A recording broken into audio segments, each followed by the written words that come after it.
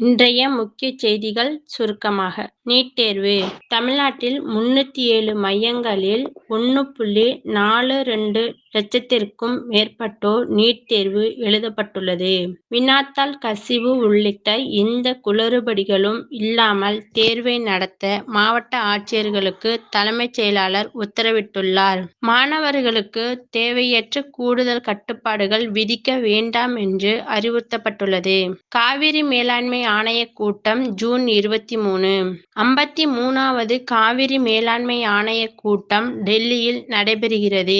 தமிழ்நாடு, கர்நாடகம், கேரளா, புதுச்சேரி மாநிலங்கள் பங்கேற்கின்றன.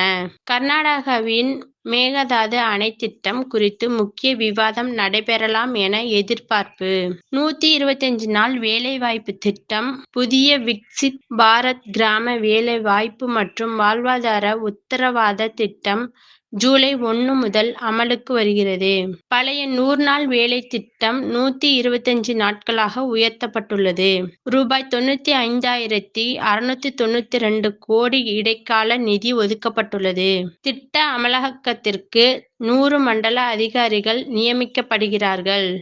ஈரான் மீதான அமெரிக்க கடல்வழி முற்றுகை நீக்கம். போர் நிறுத்த ஒப்பந்தத்திற்கு பிறகு ஈரான் துறைமுகங்களுக்கு விதிக்கப்பட்ட கடற்படை முற்றுகையை அமெரிக்கா திரும்பப் பெற்றது. கப்பல் போக்குவரத்து மீண்டும் தொடங்கியுள்ளது. பாரசீக வளைகுடா வழியாக கப்பல்களுக்கு விரைவான அனுமதி வழங்கப்படும் என ஈரான் அறிவித்துள்ளது. சென்னை மாநகராட்சி பணிகள் மீளாய்வு. முந்தைய ஆட்சியில் சென்னை மாநகராட்சி பணிகளை மறு ஆய்வு செய்ய தமிழக அரசு உத்தரவிட்டுள்ளது. ரூபாய் 1,800 கோடி நிலுவைத் தொகை தொடர்பாக ஆய்வு நடைபெறுகிறது. தரமற்ற பணிகள் கண்டறியப்பட்டால் பணம் வழங்கப்படாது. ஒப்பந்ததாரர்கள் கருப்பு பட்டியலில் சேர்க்கப்படலாம். புதிய டெண்டர்கள் தற்காலிகமாக நிறுத்தப்பட்டுள்ளன.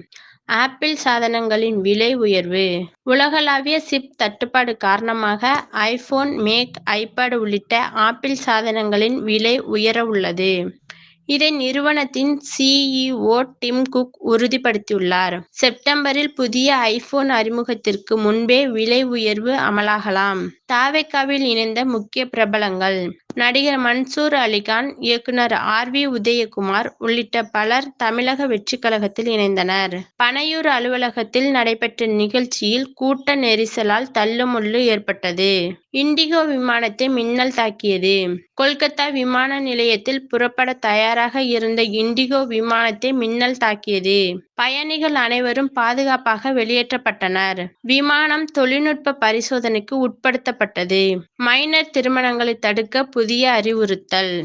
திருமண மண்டப உரிமையாளர்கள் மணமகளின் வயது, ஆதார் உள்ளிட்ட ஆவணங்கள் மூலம் உறுதி செய்யப்பட வேண்டும். 18 வயதுக்குட்பட்டவர்களின் திருமணத்திற்கு அனுமதி வழங்க கூடாது. விதிமுறைகளை மீறினால் மண்டபங்கள் மீது நடவடிக்கை எடுக்கப்படும். வருமான வரி தாக்கல் கடைசி தேதி.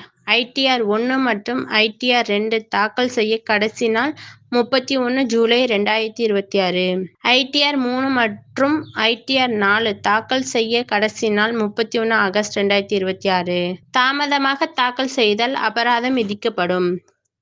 மெரினா காமராஜர் சாலையில் மையத்தடுப்புகள். சென்னை மெரினா காமராஜர் சாலையில் மையத்தடுப்புகள் அமைக்க அதிகாரிகளுக்கு அறிவுறுத்தப்பட்டுள்ளது. பல்வேறு மேம்பாலம், ஏரி மற்றும் கழிவு மேலாண்மை பணிகளும் ஆய்வு செய்யப்பட்டன.